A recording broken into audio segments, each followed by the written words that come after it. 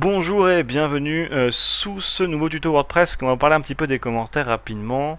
Qu'est-ce que les commentaires? Est-ce que c'est néfaste? Est-ce que c'est positif? Donc, pour répondre à cette question très simplement, les commentaires c'est positif. En quoi c'est positif? La principale chose, c'est qu'une page pour Google, pour le référencement, est intéressante si elle est régulièrement mise à jour, si régulièrement on vient corriger des choses sur le sujet. C'est-à-dire parce qu'il considère, à juste titre, que si on a fait un article qui est précis, eh ben, vu que tout évolue, on est censé faire évoluer notre contenu pour être toujours très juste sur notre sujet. Le fait d'avoir des commentaires fait que naturellement les gens vont venir vous poser des questions pour que votre article soit de plus en plus juste et que vous apportiez soit des corrections, soit des réponses à leurs questions que votre article ne précisait pas.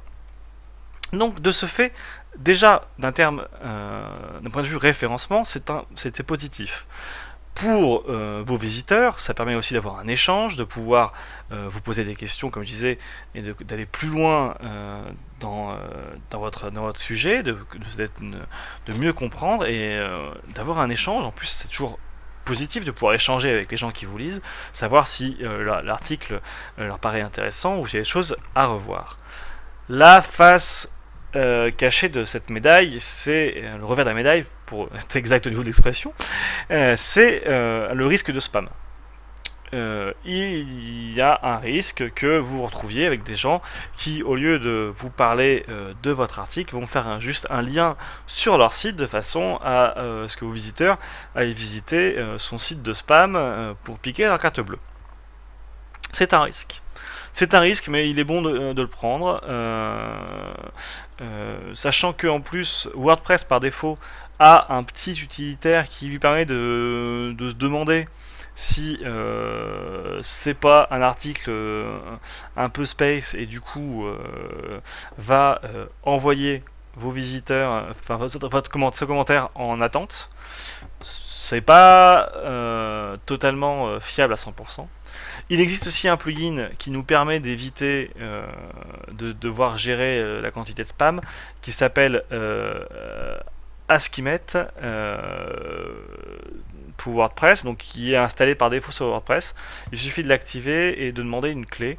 La clé est gratuite si vous avez un site. Alors où est-ce qu'on... Ah bah oui, sous mes yeux, pardon. La clé est gratuite de mémoire pour les utilisateurs qui utilisent WordPress de façon privée. Si vous utilisez WordPress pour entreprise, il y a un petit coût et qui permet en plus ce coût de gérer autant de WordPress que vous voulez, il me semble de mémoire, mais vous trouverez toutes les infos de toute façon sur le site Askimet. Voilà. Ça c'est pour la partie petit plugin qui va lui-même déjà virer une partie des commentaires. Et donc dans cette interface, vous allez pouvoir très rapidement d'un coup d'œil voir les derniers commentaires, histoire de pouvoir tout de suite leur répondre. Hein. C'est quand même un des boutons principaux que vous allez trouver, répondre aux gens si besoin est. Vous pouvez aussi supprimer en mettant dans la corbeille ou mettre en indésirable un article dont vous n'êtes que, enfin, qui est indésirable hein, ou qui permet donc rapidement comme ça de supprimer les gens qui ont posté des choses indécentes ou alors modifier pour supprimer juste la partie qui est indécente de l'article pour modérer. D'un simple clic, vous allez pouvoir là-haut voir tous les articles qui sont en attente. Et ne pas laisser ou tous ceux qui sont déjà approuvés, tous ceux qui sont indésirables, donc qui ont été mis indésirables par WordPress ou par un plugin ou par vous-même, et tous ceux qui sont dans la corbeille et que vous pourrez faire une action groupée pour supprimer tout définitivement. Voilà. Ce qu'il y a à savoir dans les commentaires, c'est qu'il y a aussi des réglages intéressants dans la partie discussion, histoire si vous voulez avoir une vision un peu différente des commentaires. Vous avez ici par exemple forcer que un administrateur doit toujours approuver le commentaire. C'est-à-dire que du coup, vous allez avoir à chaque fois passer pour vérifier, lire, et c'est uniquement une fois que vous avez lu et approuvé que le commentaire affiche ça sur le site. Par défaut, WordPress met que il faut que l'auteur du commentaire ait déjà posté un commentaire et qu'il ait déjà approuvé pour que les suivants s'affichent directement.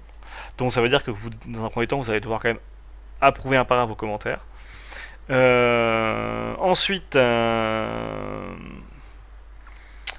donc là, le fameux modération, garder un commentaire dans la file d'attente s'il contient plus de 2 liens. Donc, ce qui est souvent une caractéristique, donc qui précise que c'est une caractéristique typique des commentaires indésirables, c'est-à-dire que souvent ils postent directement un ou 2 liens au minimum pour faire de la pub.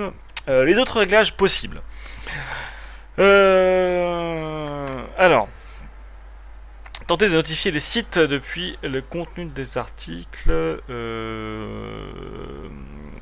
Ça, c'est le principe de ping. Alors, moi, je suis pas très au point là-dessus, mais je trouve ça en plus pas très intéressant. En gros, ça permet quand un article parle de votre site, lui dire. En fait, ça permet de poster un commentaire en disant hey, il y a tel site qui parle, qui a parlé de cet article dans vos commentaires à vous. Donc de mettre hey, tel site a parlé de ça. Et en gros, donc c'est ce qu'on autorise ici, autoriser les liens de notification depuis les autres sites. C'est-à-dire qu'en gros, si vous laissez ça, vous allez avoir des commentaires sur tel site. Quelqu'un a mis un lien vers cet article-là. Et en fait, cette fonctionnalité, si j'ai bien compris, donc là vous l'autorisez pour que votre site affiche ses commentaires, et là vous envoyez un appel aux autres sites pour qu'ils fassent un commentaire dans leur article si jamais vous avez parlé d'un article en commun. Donc en gros ce qui se passe c'est quand vous postez un article, il va scanner l'article, trouver tous les liens et dire au site en question hey, je parle de ce site là, je parle de ton site, et du coup donc tout est automatique, hein, on parle pas du tout, on n'en sait pas des mails qu'on envoie, ce sont voilà tout un système automatique. Bon, c'était un peu compliqué, et donc autoriser les visiteurs à publier des commentaires sur le dernier article. Donc ça c'est en gros, si vous décochez ça, par défaut les gens ne pourront pas poster d'articles, de commentaires, pardon. Ce qui me revient à dire que je ne vous ai pas parlé de ça dans les posts.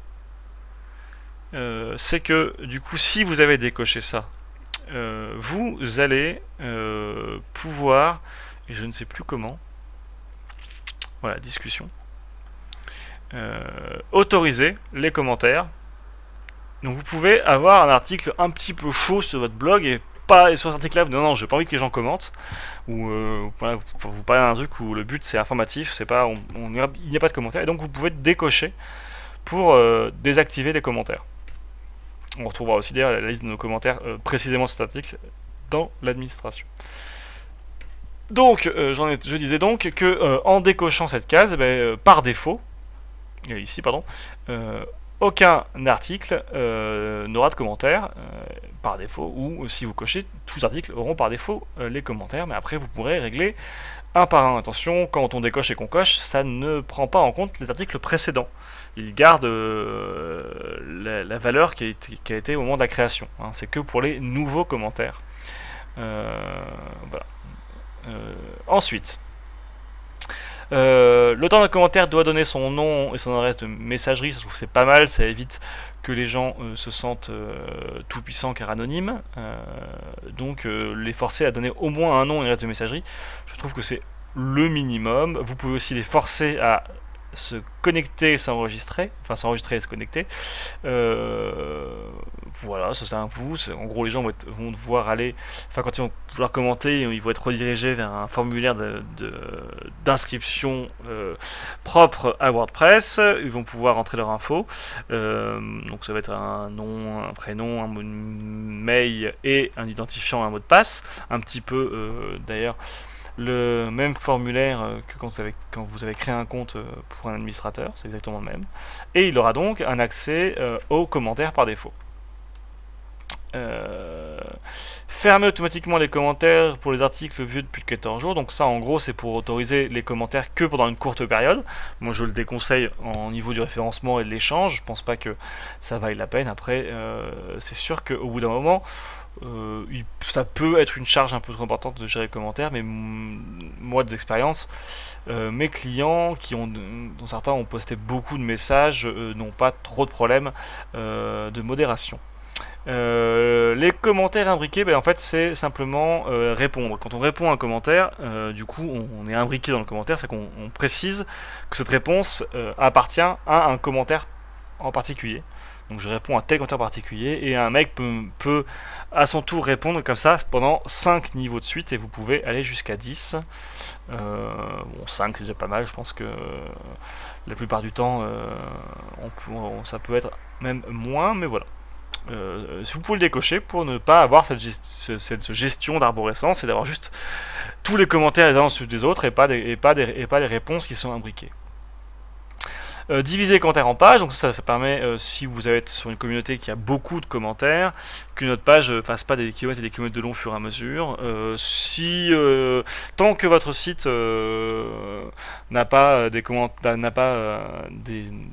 commentaires par centaines à chaque article, je pense que ça vaut pas la peine. Après, au bout d'un moment, il faut, parce que ça va aussi rendre vos pages trop lourdes d'afficher beaucoup trop de commentaires. Mais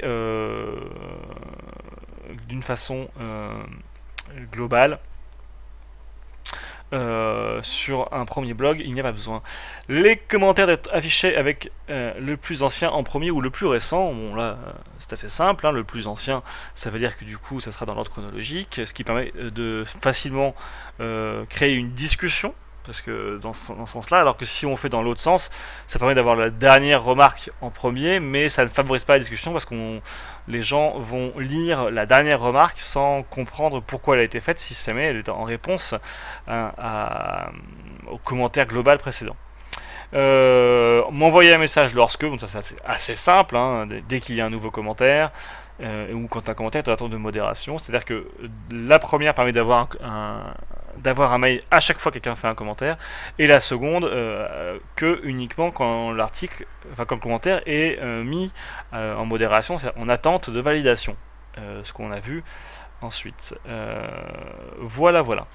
Lorsqu'un commentaire contient un des mots lorsqu'un commentaire contient l'un de ces mots dans son contenu, son nom, son adresse, son mail, son IP, dans la file de modération, un seul mot. Donc en gros, un mot par ligne ou une IP, donc ça permet en fait de choisir des mots qui sont entre guillemets en liste noire. C'est pas vraiment liste noire parce que en dessous il y a la vraie liste noire. Donc la différence entre les deux, c'est que lui sera en attente de modération, alors que les mots qui seront mis là-dedans, qui seront utilisés ici, seront en attente de modération, alors que les mots qui seront mis ici seront directement indésirables, donc même pas vous ne recevrez de mail directement. Quand ça passe directement indésirable, il n'y a pas de mail, c'est direct, poubelle, grosso modo. Vous avez encore accès, on a vu qu'il y a une rubrique indésirable, mais ça sera globalement vite caché. Voilà, donc un mot par ligne, hein, où ça peut donc on est d'accord que ça peut fonctionner aussi bien dans le contenu du commentaire que dans le nom, l'adresse web, l'adresse de messagerie, voire l'IP de quelqu'un si on a vraiment un mec qui nous spamme. L'avatar, ça permet un petit peu d'égayer les commentaires et d'afficher une petite photo, et en fait il travaille avec avec différentes possibilités. Donc déjà, soit c'est dans votre compte que vous pouvez gérer un avatar, mettre un avatar. J'ai plus par défaut. Je crois qu'il travaille, oui c'est ça, il travaille avec un autre site qui s'appelle Gravatar en fait. Donc c'est-à-dire, si vous autorisez les avatars, il y aura un petit logo à côté de leur nom. Ce logo, en fait, fait partie du site Gravatar. qui vous permet en gros de donner notre email, vous mettez une photo et partout où vous laisserez un commentaire, vous aurez cette photo qui apparaîtra. Et si jamais vous le mettez à jour, ça mettra à jour partout. Donc c'est une fonctionnalité a priori qui est utilisée par WordPress, par Disk, par différentes technologies, différents CMS. Et vous pouvez du coup, quand vous postez un avatar, dire que cet avatar, ou en tout cas il y a un système de modération qui va classer si votre avatar est visible par tous, ou si vous avez mis du cul et donc que c'est réservé aux adultes, ou que c'est un peu violent alors au plus de 17 ans, ou légèrement osé et interdit au moins de 13 ans, et donc vous pouvez choisir que tous les avatars soient disponibles, ou alors que on affiche que les avatars, alors du coup donc si je fais ça, en fait tous les avatars sont disponibles en gros. Si je fais ça, on affiche tous sauf ceux qui sont réservés aux adultes. Si on fait ça, on affiche tout mais pas les adultes, et donc pas ce qui a plus de 17 ans. Et là, c'est que ceux qui sont accessibles à tout âge. Et pour les gens qui n'utilisent pas Gravatar, rien n'existe, mais vous choisissez l'image que vous voulez par défaut. Il y a des trucs qui sont assez moches. Voilà. Voilà pour les commentaires. Là, je crois que ça y est, j'ai fait le tour. C'était un podcast un peu plus long que les autres, mais il y avait beaucoup à dire, et je pense que c'était important de bien expliquer les commentaires, parce que c'est quand même une part importante du blog, cet échange que vous pouvez avoir avec vos visiteurs, qui n'est pas un échange forcément qui existe sur n'importe quel autre type de site. Si vous avez des questions, n'hésitez pas à les poser en commentaire. Je répondrai peut-être pas du tac au tac, mais je lis tous les commentaires et j'essaie d'y répondre. Et n'hésitez pas aussi à demander d'autres sujets de vidéos si dans la playlist WordPress vous ne trouvez pas votre bonheur.